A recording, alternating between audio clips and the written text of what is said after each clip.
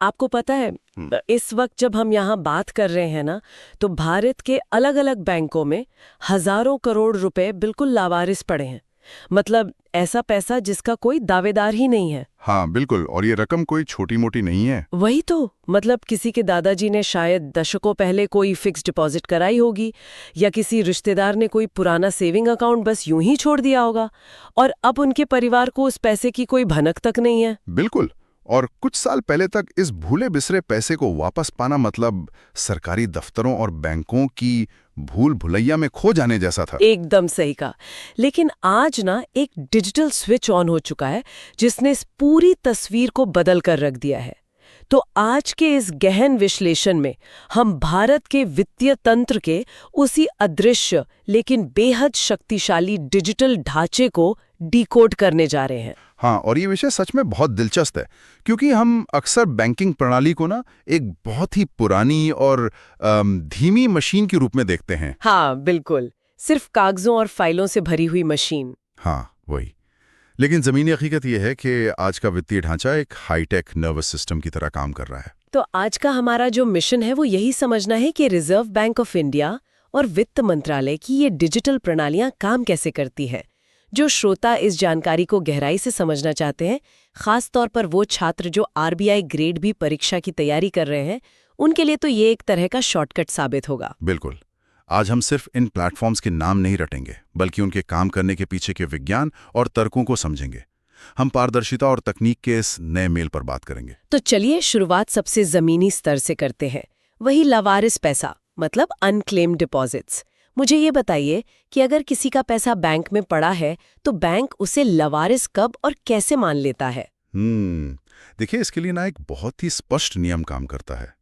अगर किसी सेविंग या करंट अकाउंट में लगातार 10 साल तक कोई भी लेन देन ना हो। अच्छा, पूरे 10 साल? हाँ, 10 साल। या फिर मान लीजिए किसी फिक्स डिपॉजिट की मैच्योरिटी पूरी हो गई है और उसके 10 साल बाद तक भी कोई उस पैसे को क्लेम ना करे, तो बैंकिंग सिस्टम उस राशि को अनक्लेम्ड डिपॉजिट की श्रेणी में डाल देता है। ऐसा होता क्यों है वैसे? मतलब लोग अपना पैसा कैसे भूल सकते हैं? अरे, इसके कई कारण होते हैं। लोग अक्सर बहुत छोटी रकम वाले खाते भूल जाते हैं, या फिर नौकरी बदलने पर शहर बदल जाता है तो पुराना खाता छूट जाता है। और सबसे दुखद स्थिति तब होती है जब बिना नॉमिनी बनाए खाता धारक का निधन हो जाता है। हाँ वो तो है। पहले के समय में तो अगर मुझे शक हो कि मेरे परिवार का कोई ऐसा खाता है तो मुझे हर एक बैंक की शाखा में जाकर चक्कर लगाने पड़ते। बिल्कुल, या फिर उनकी अलग अलग वेबसाइट्स पर जाकर लंबी लंबी पीडीएफ फाइलें छाननी पड़ती, जो कि बहुत ही उबाऊ काम था। हाँ, लेकिन अब उद्गम पोर्टल आ गया है ना।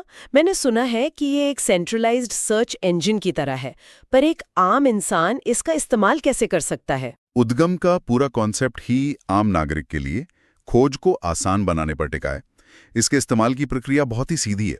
तो मतलब स्टेप बाय स्टेप क्या करना होगा? सबसे पहले तो किसी को भी इस पोर्टल पर अपना मोबाइल नंबर, नाम और एक पासवर्ड डालकर खुद को रजिस्टर करना होता है। ठीक है, रजिस्ट्रेशन हो गया। उसके बाद? एक बार लॉगिन करने के बाद आपको बस उस खाता धारक का नाम डालना है जिसकी जानकारी आप खोज रहे हैं, फिर बैंक का नाम चुनना है और पहचान का कम से कम एक दस्तावेज दर्ज करना है। दस्तावेज में मतलब क्या क्या डाल सकते हैं? जैसे कि पैन कार्ड हो गया, या voter ID, driving licence, passport, या फिर सिर्फ जन्म तिथि भी डाल सकते हैं। इसके बाद पोर्टल तुरंत सारे जुड़े हुए बैंकों का डेटाबेस खंगालता है और बता देता है कि पैसा है या नहीं। हाँ, वो बता देता है कि क्या उस नाम और पहचान पत्र से जुड़ा कोई लावारिस खाता मौजूद है या नहीं। ये तो बहुत ही आसान लग रहा है, लेकिन एक मिनट, मेरे दिमाग में एक सवाल आ रहा है। हाँ, पूछे। अगर ये पोर्टल इतने सारे बैंकों का डेटा एक ही जगह पर सर्च कर रहा है, तो इसमें तो करोड़ों लोगों की बेहद संवेदनशील वित्तीय जानकारी होगी ना। तो कोई भी किसी का भी नाम डालकर डेटा निकाल लेगा। इसमें प्राइवेसी का क्या? ये सुरक्षा का सबसे अहम पहलू है और इसे बहुत ही तकनीकी तरीके से सुलझाया गया है। उद्गम पोर्टल पर कोई भी सीधा बैंक खाता नंबर या किसी की निजी जानकारी खुले तौर पर सेव नहीं होती। अच्छा, तो फिर सिस्टम पहचानता कैसे है? इसके बजाय हर एक लावारिस खाते को एक UDRN जनरेट करके दिया जाता है, जिसका फुल फॉर्म है अनक्लेम्ड डिपॉजिट रेफरेंस नंबर। यानी खाते की असली पहचान छिपाने के लिए एक डिजिटल कोड बना दिया जाता है। बिल्कुल सटीक कहा आपने। बैंक जब अपना डेटा आरबीआई के सिस्टम के साथ साझा करते हैं ना, तो वे ग्राहकों के नाम और उनके खाते के विवरण को इस यूनिक कोड के पीछे सुरक्षित कर देते हैं। तो जब मैं सर्च करती हूँ तो मुझे क्या दिखता है? सिस्टम आपको खाता नंबर नहीं देता, वो केवल ये बताता है कि अमुक बैंक में आपके विवरण से मेल खाता हुआ एक यूडीआरएन मौजूद है। प्राइवेसी पूरी तरह से सुरक्षित रहती है। समझ गई। और असली पैसा वापस लेने के लिए फिर क्या करना होता है? क्या ये पोर्टल ही पैसे मेरे खाते में ट्रांसफर कर देता है? अरे नहीं, यहीं पर लोग अक्सर कंफ्यूज हो जाते हैं। उद्गम एक सेटलमेंट टूल नहीं है, ये सिर्फ एक डिस्कवरी टूल है। मतलब ये सिर्फ जानकारी देता है? हाँ, अगर पोर्टल आपको बताता है कि किसी बैंक में आपका कोई पुराना खाता है, तो असली क्लेम फॉर्म भरने और केवाईसी पूरी करने के लिए आपको उसी बैंक से संपर्क करना होगा। अच्छा, मतलब पोर्टल केवल सही दरवाजा दिखाता है, लेकिन दरवाजा खोलने की चाबी बैंक के पास ही होती है। एकदम सही एनालॉजी दी आपने। चलिए, ये तो समझ में आ गया। लेकिन मान लीजिए कि पोर्टल ने मुझे दरवाजा दिखा दिया, मैं बैंक गई, लेकिन बैंक का रवैया एकदम टालमटोल वाला है, वो मेरी बात सुन ही नहीं रहे। ऐसे में एक आम नागरिक क्या करे? और यहीं पर कंप्लेंट मैनेजमेंट सिस्टम यानी सीएमएस का रोल शुरू होता है। हाँ, सीएमएस के बारे में मैंने पढ़ा है। इसे 2019 में लाया गया था ना? हाँ बिल्कुल, इसे इसी मकसद से लाया गया था कि ग्राहक और बैंक के बीच की शक्ति का संतुलन बना रहे।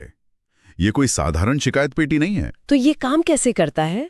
क्या ये बैंकिंग लोकपाल से जुड़ा है? हाँ, ये सीधे बैंकिंग लोकपाल, जिसे हम ओम्बड्समैन कहते हैं, उसकी प्रणाली से जुड़ा हुआ एक सेंट्रलाइज्ड पोर्टल है। मतलब अगर बैंक ने मेरी नहीं सुनी तो मेरी शिकायत सीधे ऊपर बैठे अधिकारी तक पहुंच जाती है। बिल्कुल। लेकिन कागजी शिकायतों में तो महीनों लग जाते थे। इस डिजिटल सीएमएस में ऐसा क्या अलग है जो ये इतना प्रभावी है? सबसे बड़ा बदलाव है रियल टाइम ट्रैकिंग और पारदर्शिता। जब कोई भी नागरिक सीएमएस पर शिकायत दर्ज करता है तो उसे तुरंत एक ट्रैकिंग नंबर मिलता है। जैसे हम कोई ऑनलाइन पार्सल ट्रैक करते हैं वैसे? हाँ, उस पर क्या एक्शन लिया गया है और बैंक ने क्या जवाब दिया है। पहले तो फाइलें बस किसी मेज पर धूल खाती रहती थी और शिकायतकर्ता को कुछ पता ही नहीं होता था। सही कहा। और अब अगर किसी बैंक ने तय समय में शिकायत का निवारण नहीं किया तो सिस्टम उसे अपने आप फ्लैग कर देता है। सीएमएस ग्राहकों की समस्या सुलझाता है, ये तो एकदम स्पष्ट है। लेकिन एक सवाल जो अक्सर दिमाग में आता है, खासकर उन छात्रों के जो आरबीआई ग्रेड बी जैसी परीक्षाओं की तैयारी कर रहे हैं। वो सवाल क्या है? सवाल ये है कि अगर मैं किसी सरकारी बैंक, मान लीजिए स्टेट बैंक ऑफ इंडिया के खिलाफ सीएमएस पर शिकायत करती हूं, तो वो शिकायत आरबीआई के पास क्यों जा रही है? बहुत अच्छा सवाल है। आखिर सरकारी बैंकों का मालिक तो सरकार है ना, वित्त मंत्रालय है। तो ये कंप्लेंट वाला नियंत्रण आरबीआई के हाथ में क्यों है? क्या ये काम का टकराव नहीं है? देखिए, इस सवाल का जवाब हमें एक बहुत ही अहम रेगुलेटरी ढांचे की तरफ ले जाता है। भारत के वित्तीय तंत्र में मालिक होना और रेगुलेटर यानी नियामक होना, ये दोनों बहुत अलग अलग भूमिकाएं हैं। अच्छा, तो वित्त मंत्रालय का इसमें क्या रोल है? वित्त मंत्रालय के अंतर्गत एक विशेष विभाग काम करता है जिसे डिपार्टमेंट ऑफ फाइनेंशियल सर्विसेज या डीएफएस कहते हैं। तो डीएफएस का असली काम क्या है? क्या वो बैंकों को चलाता है? एक तरह से हाँ। डीएफएस सरकारी बैंकों, बीमा कंपनियों जैसे एलआईसी और नाबार्ड जैसी संस्थाओं का प्रशासनिक प्रमुख है। मतलब नीतियां बनाना? हाँ, सरकार की जो भी नीतियां हैं, जैसे जनधन योजना के जरिए वित्तीय समावेशन बढ़ाना या पेंशन की नीतियां लागू करना, ये सब डीएफएस के जनादेश में आता है। अगर डीएफएस नीतियां बना रहा है और बैंकों का प्रशासन देख रहा है, तो वित्त मंत्रालय के बाकी विभाग क्या करते हैं? क्योंकि आर्थिक नीतियां तो और भी होती हैं ना? वित्त मंत्रालय के कार्यों को बहुत ही व्यवस्थित तरीके से बांटा गया है। मैं एक तुलनात्मक रूपरेखा देता हूं जो ग्रेड बी के छात्रों के लिए बहुत काम की है। हाँ, बिल्कुल बताइए। देखिए, देश का बजट बनाने और व्यापक मैक्रो इकोनॉमिक नीतियां तय करने का काम डिपार्टमेंट ऑफ इकोनॉमिक अफेयर्स यानी डीईए करता है। और टैक्स वाला काम? टैक्स संबंधी सारे काम, चाहे वो इनकम टैक्स हो या जीएसटी, वो डिपार्टमेंट ऑफ रेवेन्यू के पास है, सीबीडीटी और सीबीआईसी के जरिए। ठीक है। और सरकारी खर्चे? सरकार का पैसा कहाँ खर्च होगा ये डिपार्टमेंट ऑफ एक्सपेंडिचर तय करता है। और सरकारी कंपनियों में हिस्सेदारी बेचने यानी विनिवेश का काम दीपम करता है। समझ गई। इन सब के बीच डीएफएस का फोकस पूरी तरह से बैंकिंग और इंश्योरेंस सेक्टर पे होता है। बिल्कुल, डीएफएस नीति और गवर्नेंस देखता है। अब तस्वीर थोड़ी साफ हो रही है। मतलब वित्त मंत्रालय और उसका डीएफएस विभाग सरकार के प्रतिनिधि के तौर पर काम करते हैं। तो फिर इस पूरी कहानी में रिजर्व बैंक कहाँ फिट बैठता है? यहीं पर चेक एंड बैलेंस की प्रणाली आती है। सरकार बैंकों की मालिक हो सकती है, लेकिन आरबीआई पूरे देश के बैंकिंग सिस्टम का स्वतंत्र रेगुलेटर है। मतलब आरबीआई का काम नीतियां बनाना नहीं, बल्कि अनुपालन और जोखिम प्रबंधन सुनिश्चित करना है। एकदम सही। डीएफएस कह सकता है कि देश में ज्यादा से ज्यादा लोगों को लोन दो, लेकिन आरबीआई कहेगा कि लोन दो पर यह सुनिश्चित करो कि लोन डूब न जाए और बैंक के पास पर्याप्त रिजर्व मौजूद हो। अच्छा, इसीलिए सीएमएस जैसे डिजिटल शिकायत निवारण प्लेटफॉर्म आरबीआई के पास है, क्योंकि एक स्वतंत्र रेगुलेटर के तौर पर आरबीआई बिना किसी पक्षपात के बैंकों की जवाबदेही तय कर सकता है। बिल्कुल। आरबीआई का काम है ग्राहकों के हितों की रक्षा करना और पूरे तंत्र में स्थिरता बनाए रखना। ये तो बात हुई आम इंसान के पैसे की सुरक्षा और शिकायत निवारण की, लेकिन वित्तीय प्रणाली का एक दूसरा पहलू भी है, पैसे को बढ़ाना यानी निवेश। हाँ, निवेश बहुत जरूरी है। और यहाँ से कहानी सच में दिलचस्प हो जाती है। जब हम निवेश की बात करते हैं तो 2021 में लॉन्च हुआ आरबीआई रिटेल डायरेक्ट मुझे बहुत ही क्रांतिकारी लगता है। आरबीआई रिटेल डायरेक्ट सच में निवेश की दुनिया का एक टर्निंग पॉइंट है। इसे समझने के लिए थोड़ा पीछे जाना होगा। हाँ, बताइए ना। सरकार को देश चलाने के लिए, सड़कें बनाने के लिए हमेशा पैसों की जरूरत होती है। इसके लिए सरकार बाजार से उधार लेती है और बदले में सरकारी सिक्योरिटीज या गवर्नमेंट बॉन्ड्स जारी करती है। लेकिन पहले ये सरकारी बॉन्ड्स आम लोगों की पहुंच से बहुत दूर थे ना। सही कहा।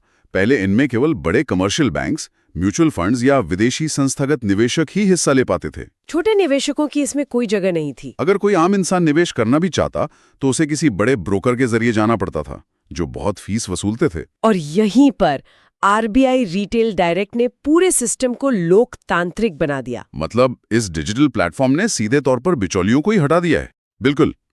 अब कोई भी आम नागरिक आरबीआई के पास अपना सीधा रिटेल डायरेक्ट गिल्ट यानी आरडीजी अकाउंट खोल सकता है। इसका मतलब है कि अब लोग सीधे ट्रेजरी बिल, सरकारी बॉन्ड्स और सॉवरेन गोल्ड बॉन्ड खरीद सकते हैं। हाँ, और स्टेट डेवलपमेंट लोन्स या एसडीएल भी खरीद सकते हैं। ये स्टेट डेवलपमेंट लोन्स क्या होते हैं? जैसे केंद्र सरकार बॉन्ड जारी करती है, वैसे ही राज्य सरकारें भी अपने विकास कार्यों के लिए जो बॉन्ड जारी करती हैं, उन्हें एसडीएल कहा जाता है। ओहो, तो ये बिल्कुल वैसा ही हुआ जैसे शेयर बाजार में ऐप खोलकर किसी कंपनी के शेयर खरीदना। हाँ, बस फर्क इतना है कि यहाँ आप किसी प्राइवेट कंपनी के बजाय सीधे सरकार को पैसा उधार दे रहे हैं। और सबसे बड़ी बात, बिना किसी ब्रोकरेज फीस के। छोटे निवेशकों के लिए ये बहुत ही किफायती और सुरक्षित विकल्प है। हाँ, और चूंकि ये सरकारी गारंटी वाला निवेश है, इसलिए इसमें क्रेडिट रिस्क लगभग न के बराबर होता है। अब तक हमने आम नागरिक और छोटे निवेशकों के नजरिए से बात की, लेकिन अब जरा इस पूरी प्रणाली के बैकएंड के बारे में सोचते हैं। वो बहुत विशाल है। करोड़ों लोगों के खाते, लावारिस पैसों का डेटा, सीएमएस की लाखों शिकायतें और रिटेल डायरेक्ट के हजारों ट्रांजैक्शंस। इस विशाल वित्तीय ढांचे को पीछे से कौन संभाल रहा है? किसी भी मजबूत डिजिटल सिस्टम की असली ताकत उसके बैकएंड आर्किटेक्चर में होती है, और भारत के राष्ट्रीय वित्तीय ढांचे की रीढ़ मुख्य रूप से 3 प्रणालियों पर टिकी है: प्रवाह, ई-कुबेर और दक्ष। शुरुआत प्रवाह से करते हैं। इसे तो अभी 2023 में ही लाया गया है ना? हाँ, प्रवाह का पूरा नाम platform for regulatory application validation and authorisation है। मुझे लगता है कि पहले अगर किसी बैंक को कोई नई ब्रांच खोलने की मंजूरी चाहिए होती होगी तो ट्रकों में भरकर कागजी फाइलें जाती होंगी। बिल्कुल, और उन फाइलों के अलग अलग विभागों से गुजरने में महीनों लग जाते थे। तो प्रवाह ने क्या किया? प्रवाह ने इस पूरी कागजी प्रक्रिया को खत्म कर दिया है। यह डिजिटल एफिशिएंसी का बेहतरीन उदाहरण है। अब कोई भी रेगुलेटेड एंटिटी ऑनलाइन आवेदन कर सकती है और उसे रियल टाइम में ट्रैक भी कर सकती है। तो प्रवाह ने रेगुलेटरी कामकाज और फाइलों की रफ्तार बढ़ा दी है, लेकिन देश का जो असली पैसा है, जो कैश फ्लो है, उसे कौन संभालता है? देश के कैश फ्लो और कोर बैंकिंग को संभालने वाला जो मुख्य इंजन है, उसे ई-कुबेर कहते हैं। इसे 2012 में लॉन्च किया गया था। अच्छा, इसे थोड़ा सरल भाषा में समझते हैं। आम इंसान का खाता तो स्टेट बैंक या एचडीएफसी जैसे कमर्शियल बैंकों में होता है, लेकिन इन बड़े कमर्शियल बैंकों का खाता कहाँ होता है? उन सब का खाता आरबीआई के पास होता है और उसी खाते को ई-कुबेर मैनेज करता है। और राज्य सरकारों या केंद्र सरकार का पैसा कहाँ रखा जाता है? वो भी ई-कुबेर ही संभालता है। सरकार जब भी कोई बड़ी योजना लागू करती है और करोड़ों रुपए एक साथ ट्रांसफर करती है, तो वह ई-कुबेर के विशाल डिजिटल हाईवे के जरिए ही गुजरता है। मतलब ई-कुबेर पूरे देश के पैसे की एक बहुत बड़ी मेन पाइपलाइन है, भारत की वित्तीय व्यवस्था का सेंट्रल नर्वस सिस्टम। एकदम सही कहा। लेकिन अगर ये पाइपलाइन इतनी बड़ी है तो इसमें लीकेज या फ्रॉड का खतरा भी उतना ही बड़ा होगा। उस पर नजर कैसे रखी जाती है? यहीं पर दक्ष तस्वीर में आता है, जिसे 2022 में शुरू किया गया था। दक्ष एक एडवांस सुपरवाइजरी टेक्नोलॉजी है, जिसे तकनीकी भाषा में सूप टेक कहा जाता है। मतलब अगर हम ई कुबेर को पैसे की पाइपलाइन मान लें, तो दक्ष उस पाइपलाइन पर लगा हुआ एक स्मार्ट सिक्योरिटी कैमरा है। हाँ, या आप उसे एक स्मार्ट प्रेशर गेज भी कह सकती हैं, जो ये देखता है कि कहीं प्रेशर ज्यादा तो नहीं हो गया या कहीं से कोई लीकेज तो नहीं हो रही, जो तुरंत फ्रॉड को पकड़ लेता है। बिल्कुल। दक्ष लगातार बैंकों के कंप्लायंस, उनके इंटरनल इंस्पेक्शन और पेमेंट फ्रॉड के डेटा को स्कैन करता है। और इस मॉनिटरिंग को एक कदम और आगे ले जाने के लिए 2023 में CIMS यानी सेंट्रलाइज्ड इंफॉर्मेशन मैनेजमेंट सिस्टम को लाया गया ना? हाँ, CIMS एक विशाल डेटा वेयरहाउस है जो आर्टिफिशियल इंटेलिजेंस और मशीन लर्निंग का इस्तेमाल करता है। लेकिन बैंकिंग डेटा में AI का क्या काम? वो क्या खोज रहा है? आप सोचिए, आज भारत में हर दिन करोड़ों डिजिटल ट्रांजैक्शंस हो रहे हैं। अगर कोई बहुत ही चालाक फ्रॉड हो रहा है जो लाखों छोटे छोटे ट्रांजैक्शंस में छिपा है, तो एक इंसान के लिए उसे पकड़ना नामुमकिन है। हाँ, एक इंसान तो इतनी फाइलें देख ही नहीं सकता। लेकिन AI के एल्गोरिदम उसी डेटा को सेकंड्स में स्कैन कर सकते हैं। वे तुरंत बता सकते हैं कि किसी खास क्षेत्र में अचानक से अजीब लेन देन क्यों बढ़ गए हैं। इससे सटीक पॉलिसी डिसीजन लेने में बहुत मदद मिलती है। और मैंने ये भी सुना है कि ये सारा डेटा इकट्ठा करने के लिए XBRL नाम की कोई तकनीक इस्तेमाल होती है। ये क्या भला है? XBRL यानी एक्सटेंसिबल बिजनेस रिपोर्टिंग लैंग्वेज। इसे आप वित्तीय डेटा का एक डिजिटल बारकोड मान सकती हैं। Digital barcode? वो कैसे? पहले क्या होता था कि एक बैंक अपना प्रॉफिट एक तरह के फॉर्मेट में भेजता था, दूसरा बैंक किसी और फॉर्मेट में। RBI के कर्मचारियों को उस डेटा को मैन्युअली रूप से कंप्यूटर में फीड करना पड़ता था, जिसमें इंसानी गलतियां होना तो बहुत आम बात है। कोई कर्मचारी अगर 1 0 ज्यादा लगा दे तो पूरी रिपोर्ट ही बदल जाएगी। बिल्कुल। लेकिन XBRL के आने से हर बैंक को अपने हर एक वित्तीय आंकड़े पर एक ऑटोमेटेड मशीन रीडेबल टैग लगाना पड़ता है। तो जैसे ही ये डेटा RBI के सर्वर में पहुंचता है, कंप्यूटर बिना किसी इंसानी मदद के उसे अलाइन कर देता है। हाँ, इससे इंसानी गलती की गुंजाइश खत्म हो जाती है, डेटा एकदम सटीक होता है और पूरे फाइनेंस सेक्टर में पारदर्शिता बहुत ज्यादा बढ़ जाती है। ये पूरी व्यवस्था सुनकर वाकई हैरान कर देती है कि हम तकनीक के मामले में कितनी दूर आ चुके हैं। हाँ, और ये सब बहुत ही कम समय में हुआ है। तो अगर हम आज के इस पूरी चर्चा का सार निकालें, तो हमने देखा कि कैसे उद्गम और CMS जैसे प्लेटफॉर्म एक आम नागरिक को ये ताकत देते हैं कि वो अपना भूला हुआ पैसा खोज सके और अपनी शिकायत दर्ज करा सके। और RBI रिटेल डायरेक्ट ने छोटे निवेशकों के लिए निवेश के तरीके बदल दिए हैं। और ये सब इसलिए सुचारू रूप से चल रहा है क्योंकि बैकग्राउंड में ई कुबेर देश के कैश फ्लो को संभाल रहा है, दक्ष उस पर पैनी नजर रख रहा है और प्रवाह ने कागजी लाल फीताशाही को हटा दिया है। और ये पूरी मशीनरी DFS और वित्त मंत्रालय के व्यापक ढांचे के भीतर RBI के कड़े नियंत्रण में काम करती है। इसलिए अगली बार जब श्रोता किसी पुराने बैंक अकाउंट के बारे में सुने या गोल्ड बॉन्ड में निवेश करने की सोचें, तो उन्हें पता होगा कि बैकग्राउंड में कौन सी प्रणालियां उनके पैसे की रखवाली कर रही हैं। जानकारी ही सबसे बड़ी सुरक्षा है। लेकिन इस चर्चा को खत्म करने से पहले मेरे दिमाग में एक विचार आ रहा है जो थोड़ा बेचैन करने वाला है। अच्छा, क्या विचार है? आज हमने देखा कि CIMS और दक्ष में AI और मशीन लर्निंग का इस्तेमाल हो रहा है। तकनीक इंसानी गलतियों को खत्म कर रही है। ये तो बहुत शानदार बात है। हाँ, इसमें तो कोई शक नहीं है। लेकिन जरा सोचिए, जैसे जैसे ये ऑटोमेटेड डेटा सिस्टम्स और AI पूरे देश की वित्तीय निगरानी अपने हाथ में ले रहे हैं, क्या भविष्य में ऐसा हो सकता है कि कोई आर्थिक संकट इंसानों की गलती से नहीं, बल्कि किसी AI एल्गोरिथम के ब्लाइंड स्पॉट या उसकी किसी गणितीय चूक की वजह से पैदा हो? ये एक बहुत ही गहरा सवाल है। जब मशीनें ही नियम तय करने लगें, तो इंसानी समझ का क्या होगा? क्या हम पूरी तरह से एल्गोरिथम्स के भरोसे अपनी अर्थव्यवस्था छोड़ सकते हैं? ये एक ऐसा सवाल है जिस पर हम सबको विचार करना चाहिए। आज के इस गहन विश्लेषण में हमारे साथ जुड़ने के लिए बहुत बहुत धन्यवाद।